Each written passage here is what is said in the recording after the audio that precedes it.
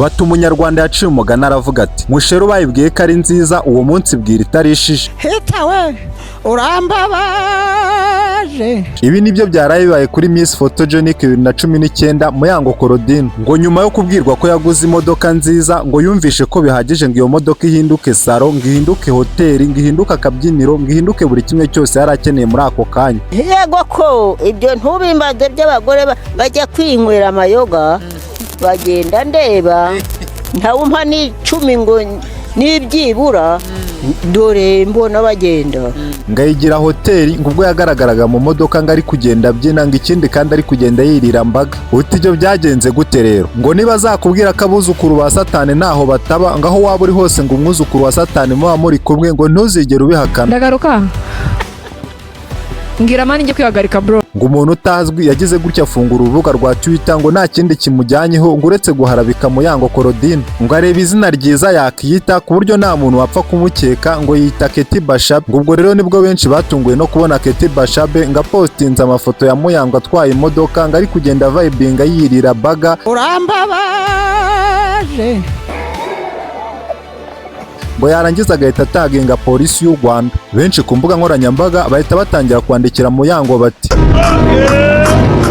agahuru k'imbwa karahiye, ibyo wigize noneho banze wasaguye ku modoka ugiye kuyagabana na polisi y'u Rwanda. Bati Muya, uratekereza bari abahungu bambara amakoti afite ibirokoroko uri buze kubakizwa n'iki noneho ra? Ngo ubwo Muyango akimara kubona polisi isubije kuri ya mavideo ye ngo yahise atangira gushya ubwoba cyane ko adasanzwe amenyereye ibintu byo kujya mu nkiko, ngo niko gutangira kwiyexcuse ati ubu se nta kuntu byagenda nkatanga kontrivasiyo ngo narangiza sinirirwe nza kwitaba kuri polisi.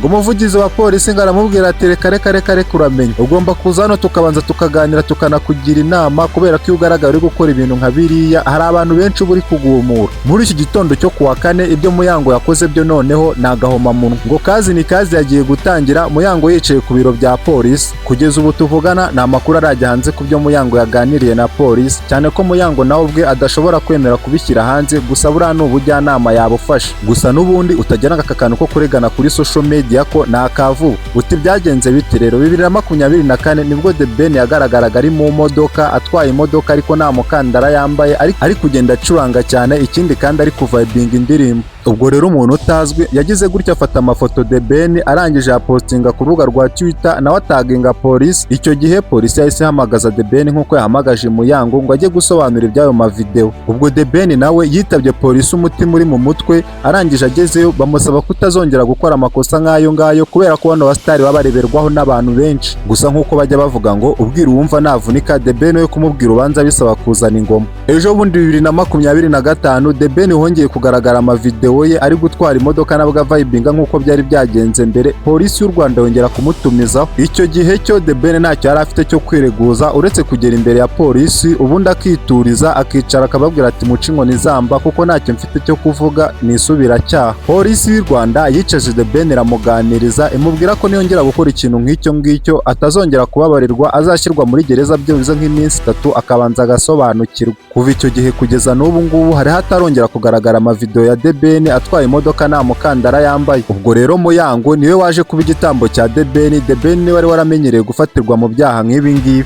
Uravuga iki ko amakuru nakuzaniye ari akataraboneka aboneka ku binyamakuru bike hano mu Rwanda?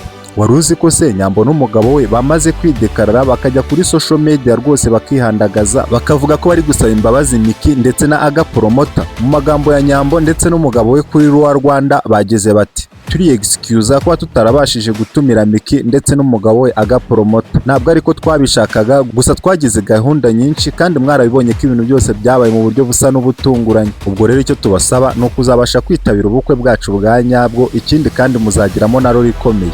Nyambo bamubajije ku bya Titi Brown baramubaza bati se Nyambo kubera iki Titi Brown atitabira ubukwe bwanyu kandi tubizi ko nta zindi gahunda yari arimo, niba nta kibazo mufitanye? Nyambo aragira ati nk'uko mubizi burya umuntu atarabona husband aba agifite best friend. ubwo rero kuba best friend yavuyemo agasimburwa na husband ni ibintu byumvikana cyane. Ati kuba atarabashije kwitabira ubukwe bwacu byo ntabwo ari ibintu ndi bwirirwe nindaho, kuko Titi Brown yari afite ibibazo bikomeye cyane ko papa wa Titi Brown ararwaye ararembye, niyo mpamvu atabashije kwitabira ubukwe bwacu yaba mu murenge ndetse na propose. Gusa icyo turi kubateguza cyo nuko mu gushyingirwa bari abantu bose mwabuze muri biriya birori byose byabanje uko ari bibiri bose muzabonamo, ikindi kandi mukabona bafite na role. Uwo bita Miki ndetse na Aga Promota bari bafite umujinya uteye ubwoba, aho batatinye kuvuga bati buriya ni uburyarya, biriya bintu baba barimo ni ukuturyarya, ni za ndyarya z'indyamirizi. Ubu se abantu twabanye umuntu akaba ari we wanzaniye umugore wanjye akaba ataranumiye ngo nitabire ikirori cye, wavuga ko ari inshuti gute? Wabonaga ko Aga Promota yari yarakaye, gusa Miki akagenda asa n'umucuruzi, ariko n'ubundi biza kurangira umuryango wa Miki wanzuye ko Nyamba atari inshuti nziza, kuko ntabwo wakwiyumvisha buryo ki bagombaga kwanga gutumira umuryango wa Miki ndetse na Aga Promota nk'abantu babanye mu bihe bikomeye.